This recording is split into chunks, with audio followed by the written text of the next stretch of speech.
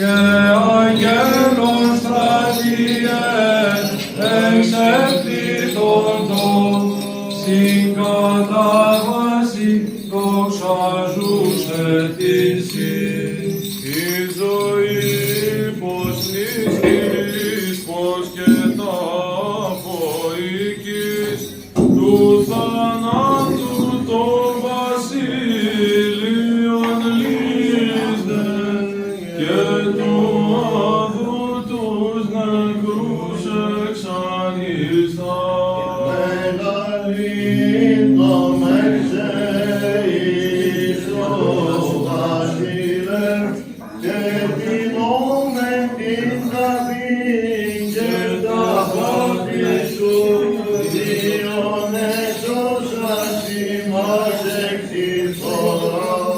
Δόξα Πατρί και Υιό και Αγίο Πνεύματι,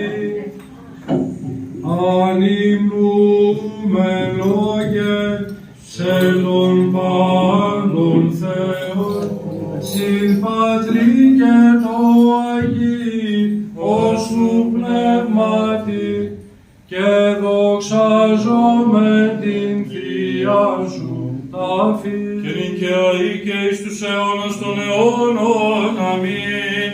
Μακαρίζομεν σε Θεοτό και αγνή, και τιμώμεν την ταφή την τρίμερον του Υιού σου και Θεού ημών πιστός. Αξιόν εστι μεγαλύνησε τον ζώδο, ότι τον εν το σταυρό τα σχήτας εκτείναντα και συνδρίσαντα το κράτος.